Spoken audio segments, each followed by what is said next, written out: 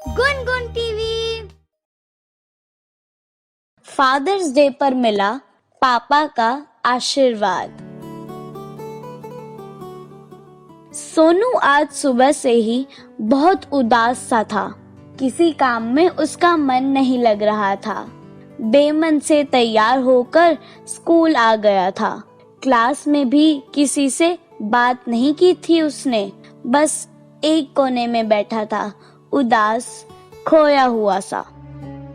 दरअसल आज स्कूल में फादर्स डे का फंक्शन था और उसे आज अपने पापा की बहुत याद आ रही थी। वो बार बार अपने पापा की फोटो बैग से निकालकर देखे जा रहा था और रोए जा रहा था।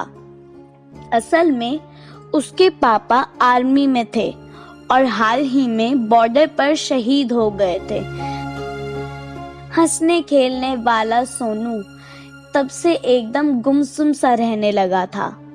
हर साल कितनी खुशी से मनाता था वो फादर्स डे। अपने हाथों से पापा को कार्ड बनाकर भेजता था और उसमें देशभक्ति वाली पोएम्स लिखकर भेजता था। सोनू भी बड़े होकर अपने पापा की ही तरह आर्मी ज्वाइन करना चाहता था और अपने देश की सेवा करना चाहता था।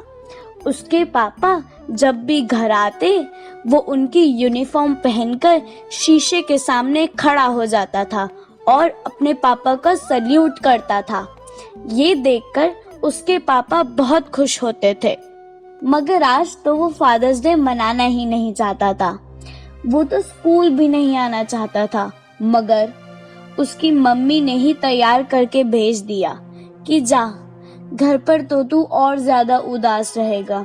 और फिर मास्टर जी ने भी बोला था कि हर साल की तरह इस साल भी अपने हाउस की तरफ से पोएम कंपटीशन में तुम ही पार्टिसिपेट करोगे। उसने मना भी किया, मगर मास्टर जी नहीं माने। सोनू अपने विचारों में गुम था कि तभी माइक पर अनाउंसमेंट हुआ और सब बच्चे ग्राउंड में जाने लगे। फादर्स डे का फंक्शन शुरू होने वाला था। बेमन से सोनू बैग से पोएम वाला पेपर निकालने लगा तो साथ में उसके पापा का फोटो भी बाहर आ गया था। कभी वो फोटो को देखता तो कभी पोएम वाले पेपर को। फिर से उसकी आंखों में आंसू आ गए। तभी उसे ऐसा लगा कि जैसे उसके पापा सामने आकर खड़े हो गए हों। उसने कहा, रो नहीं सोनू, जाओ अपने कर्तव्य का पालन करो। अगर तुम कंपटीशन में भाग नहीं लोगे तो तुम्हारा हाउस हार जाएगा और तुम तो एक फौजी के बेटे हो। खुद एक फौजी बनना चाहते हो तो तुम भला हिम्मत कैसे हार सकते हो। जाओ अच्छे से पोएम सुनाओ, अपने हाउस को जिताओ, विजयी भवा। मेरा आशीर्वाद तुम्हारे साथ है बेटा। कभी ना घबराना, कभी हिम्मत ना हारना। और इतना कहकर वे गायब हो गए।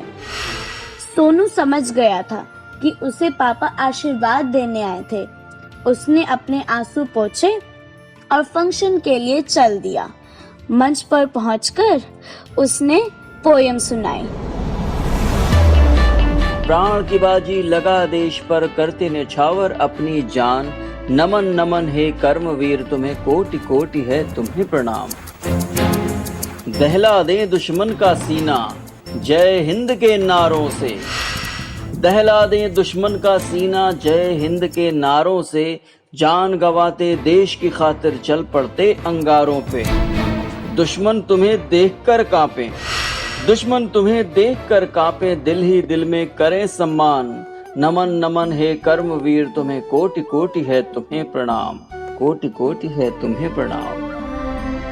कहते कहते सोनू की आंखें भर आईं, जैसे वो अपने पापा को ही प्रणाम कर रहा था और उसके पापा भी उसे आशीर्वाद दे रहे थे।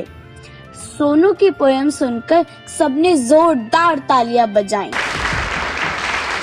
उसका हाउस फिर से जीत गया।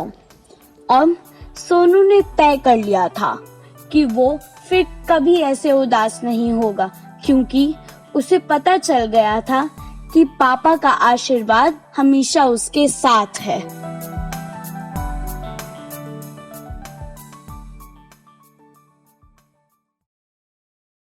दोस्तों, please like and share our videos. Please don't forget to subscribe our channel Gungun TV.